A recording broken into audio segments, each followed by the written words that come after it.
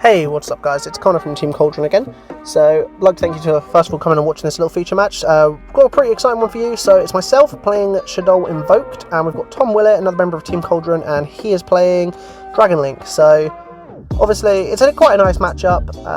Hopefully a lot of super polying will go on, but I don't really know. But I mean, I'm quite new to this deck. I've not really played Shaddoll Invoked before. I picked it up a couple of weeks ago. Unfortunately, before we found out Invocation was getting a reprint in Battle Legend, which is really fucking annoying, but, you know, it just be like that. It's just one of those.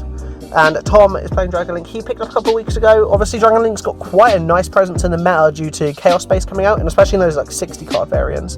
He's not playing the FTK because he's not a piece of, well, he's a bit of a piece of shit, but he's not that much of a piece of shit. But we also want to quickly thank you, thank our sponsors who are top decking today.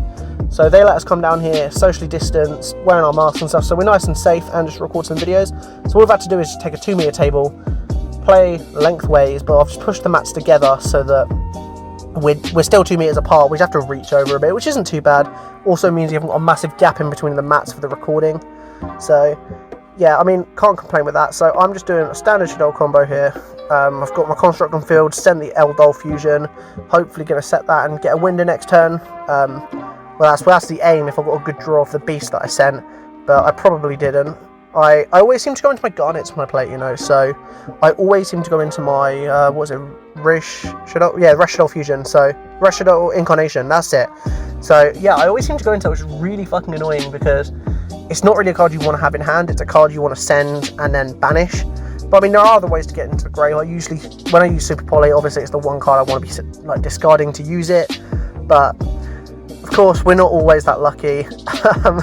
But I do like this deck. It's crazy consistent. And obviously, if you watched our previous video, I was running Water, which was, yeah, it was quite nice. But at the end of the day, I could build an absolute wall with the amount of bricks I would get from this deck, because it was just mental. It bricked so much, unfortunately, and Mermaid bricks, they, as I said earlier, well, in the other video, they just hit different. They are very spicy little bricks.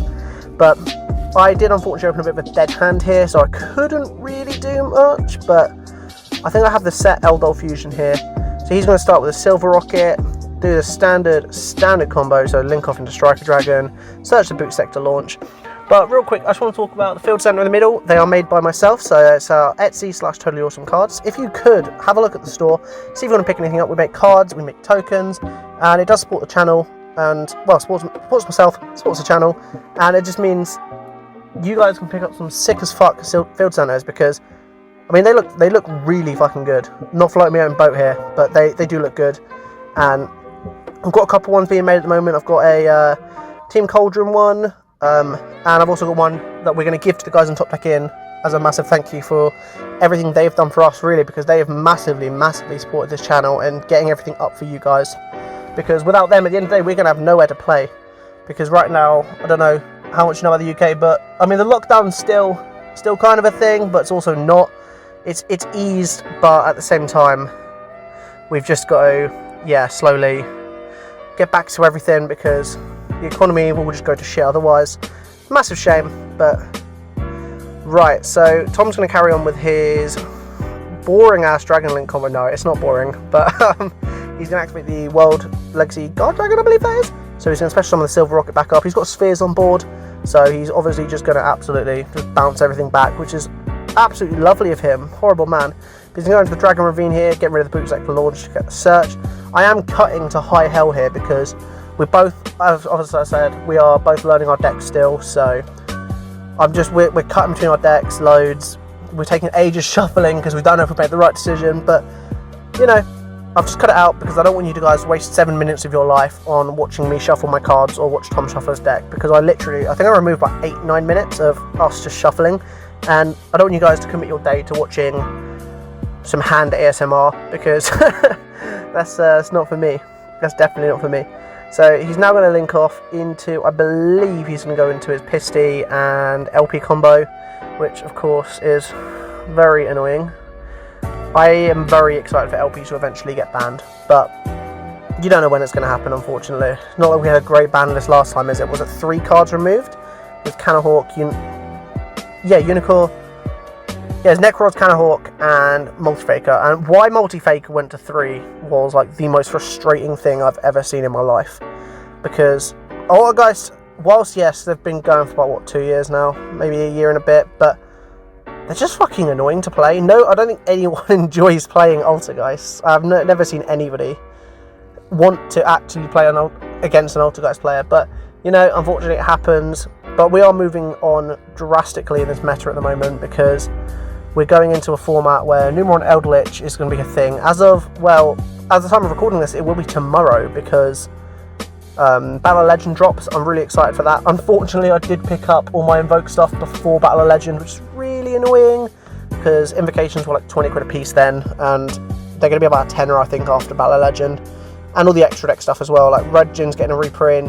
I think most of it is, except Macabre, and obviously Alistair won't get one, Magical Meltdown won't get one. They've had enough reprints. So Tom's just going to keep on extending here. I have absolutely no interruption because I drew a completely dead hand, which is really annoying, but he's going to the Dweller, which is just a sign of things to come. Unfortunately, I can't do absolutely anything about a Dweller. Not really, I haven't got any great normal summons, and all my effects in Grave, I mean, I kind of rely on, but he's got so many bodies on board here. He's got the Red MD, he's got the Pisty, LP, and the Striker Dragon, so he's just going to link off. Probably go into a Boros Sword and ruin my life. So, as much of a shame that is, but it do be like that. But I mean, playing against Dragon Link for the first time, I did learn quite a lot. I've never played against the deck before. Not really anyone down here seems to pick it up, which is very weird. But here he goes. He's going to link off. I'm ready for the Boros Sword kill. There we go. So yeah, I mean, we have a very varied meta. Obviously, it depends from locals to locals on, you know, the area, what kind of people go there. So, I mean, we have a massive variety, but I've never played a Dragon Link player before. I've seen a lot, obviously, but I'd also like to apologise for the lens flare, or the glare on all these cards. Unfortunately, there is nothing I can do about it. It just happens to be the lighting. I'm just grateful for the opportunity we could come down here, so massive thanks again to the boys on Top Deck In. So, Tom's just going to carry on. I activated that Shaddoll Fusion because I needed to get an extra body on board because I didn't want to get OTK'd. So he's just going to bounce stuff, unfortunately. So he attacked with his Red MD into my Construct effect activated. So Red MD goes to grave, Construct still goes to grave, and then he's just going to absolutely ruin my life. I'm going to take a shit ton of damage, but again, it's alright. So at this point, I'm kind of thinking maybe I should scoop. So obviously I've got a few options really I can do. It kind of depends on the draw, but I considered doing anything, but I was just like, nah, do you know what? I am just going to scoop. So I actually activated Shaddoll Fusion, but I was like, do you know what? Maybe there's not a point. So I just scooped up here, picked up the cards, and I was just like, nah, fuck this. Let's go into game 2. We're already, 8 minutes in, so I didn't want to go into time and have to worry, because Dragon Link can do a lot of damage in one turn. They have a lot of potential to OTK. So I was like, nah, absolutely, fuck this shit. So I believe I chose to go second in this game because, I mean, my deck can, with Purgatrio you can OTK for absolutely fucking days. You just need to draw the Alistair Magical Meltdown. But, you know, with 6 cards in the deck, well, 7 using the Terraforming actually, it's not that hard to get into Alistair, but it can also be annoying. Like, if you don't see the Alistair and you're drawing Invocations, it's fucking frustrating as hell. But I mean, it's not too bad. I think I got quite lucky with draws here. But otherwise, yeah. Talk about the format quickly. I am very concerned about the current format we're going into. As I said earlier, with Numeron Eldritch being a thing. It won't affect my locals, I don't think. I don't know if anyone's going to be picking up Eldritch, because it's still quite an expensive deck. But obviously, when the thought of going to regionals, Nats come back into a thing, like, I don't want to think about Numeron Eldritch at all. Because, I mean, with a control deck that Eldritch was, designed to be, it got put into obviously it got put into a combo deck using like Jet Synchron, Olion, Linkross, etc. Which, you're not seeing the OCG that much anymore due to Linkross's ban and Hulk at 1. So, it's a bit more manageable, but having Numeron in the TCG now, it gives a control deck combo potential. Well, it's already had the combo potential, but it's now giving it an OTK potential because Numeron is absolutely filthy. with OTKs. There's so many options, or if not, you can keep it controlly and just get Utopic Zexal on board and just stall, which is really, really fucking annoying, but unfortunately there's not much we can do about it. I don't know what they're smoking at Konami, but like, to come up with these cards, but it's fucking ridiculous. I really can't believe that this is a thing, but you know, there's nothing we can do about it. Otherwise, we're going into Dragoon format very soon. We've got about a month to go, and we're still not seeing anything being hit on a ban list, obviously, until events resume, which is really annoying. So we're going to have full power Adamance Payers, full power Eldritch with Dragoon as well. I mean, a lot of decks can get into Dragoon. You literally just need the Verte Anaconda, but it's just going to be a frustrating format to go into, unfortunately. There isn't much we can do about it. Just sit and pray, hope for hits. Dragoon won't get hit, obviously, so I mean, we're fucked with that one. But you know, we'll hopefully find out soon when things are starting to hit again, when events are going to start up. We just don't know. It's all a very unpredictable time for Yu-Gi-Oh! But there is at least some hope now with everything easing off, especially in the UK. America's a bit more fucked because their cases are still going up. But I don't know if Yu-Gi-Oh! Will release something like a ban list until all organised play resumes in all countries, because obviously it wouldn't be fair to then release a ban list and then have people in, say, America not be able to play with these cards. And obviously, what do they care about? They care about their profits. So no one will buy things like Secret Slayers anymore if Adamance Payer takes a hit over on the ban list. So Americans will be like, oh nah, don't want to pick it up, there's no point. So I don't know. Unfortunately, it is just a bit of a tight format, tight time, but we'll do what we can. So I'm just going to fuck around with my extra deck here, get rid of the Alistair, link it off. So I'm quite lucky here to draw the Alistair, so I'm going to go into the Omirage, and then I could either link into the Secure Gardener, but I believe I didn't here because I had the Invocation in hand, so I could have just gone to a Purgatorio.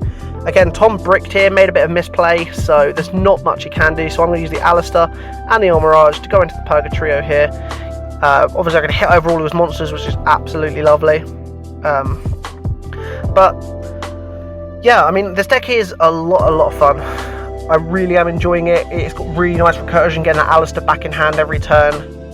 So, because obviously, off the Alistair, as long as you don't get ashed, it's not a problem. But with decks running 9 to 12 hand traps all the time, it's not fucking great. It is really, really annoying here. But anyways, I'm going to go into battle phase. I'm just going to start knocking over all of his cards, and hopefully trying to get some damage off. So yeah, so I've cleared this board here. I mean, that's why I like Purgatory. It's fantastic at clearing boards, especially with its ability to, I mean, it gains 200 for every card in the field, well, on the opponent's field, and then you also have Alistair in hand, which you can recycle off the Invocation. So if you discard that, gain an extra K, push for game. Obviously there's no way I could here, so I left the Alistair in hand so that I can use it on another turn. Tom just passes absolutely straight over here, so I'm just going to do the Shaddoll Fusion, go into a Construct, and I believe that's game. So Tom's going to see the ending here, and he's just going to scoop it up.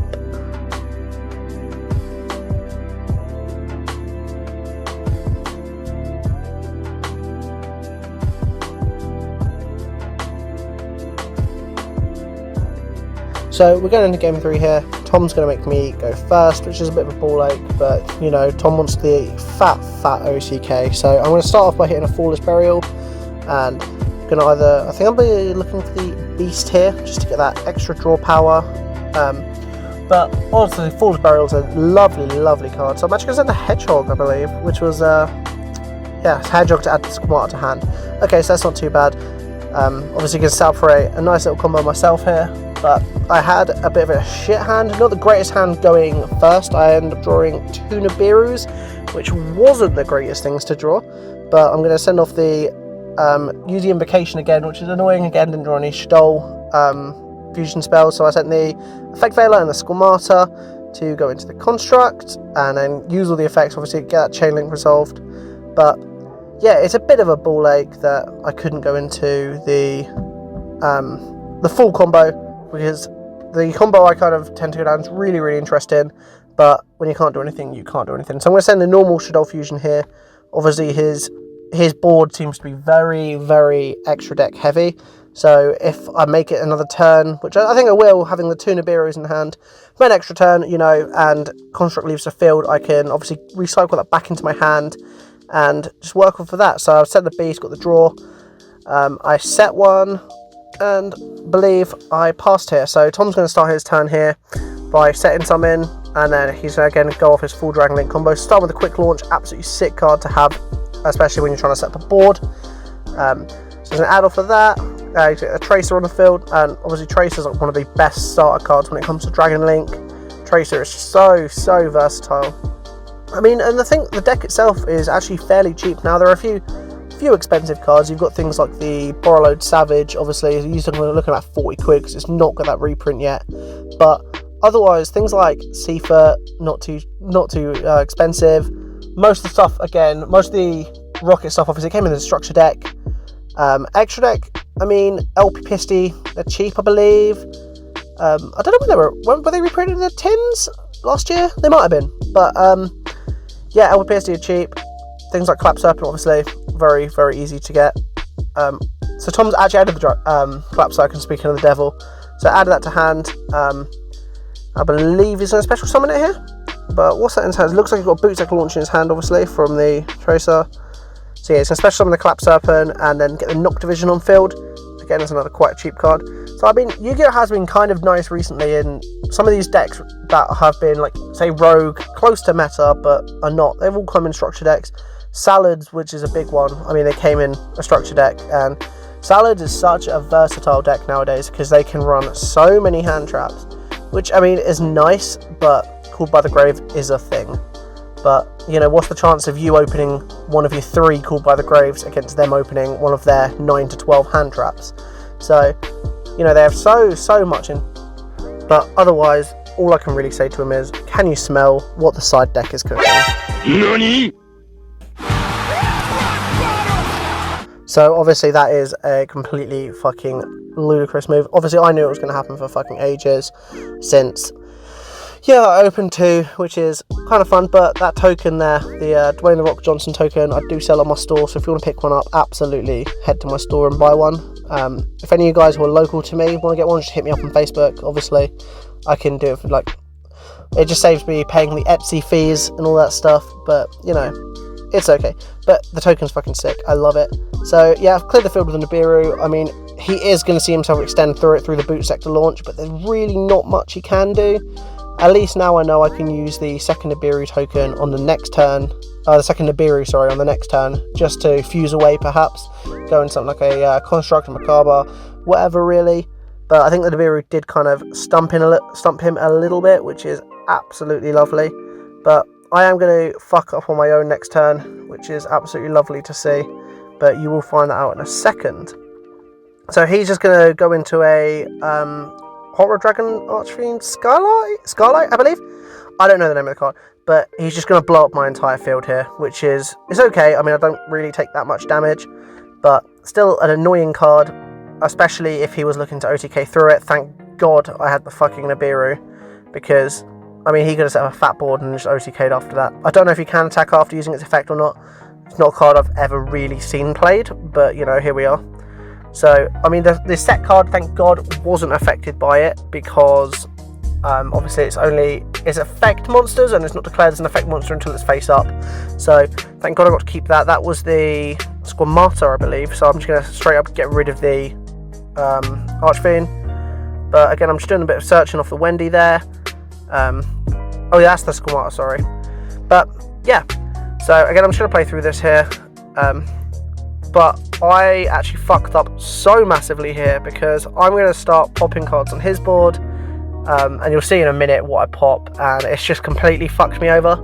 But I mean, there are worse cards I can play against. So I mean, one card that seems to absolutely fuck my deck, which is understandable, is Dimensional Barrier. Dimensional Barrier absolutely fucking ruins me, which it should. It's such a tasty side card in any deck really nowadays. It's almost become like a need, especially with decks like Adamantipator, who just bomb through synchros and stuff like that.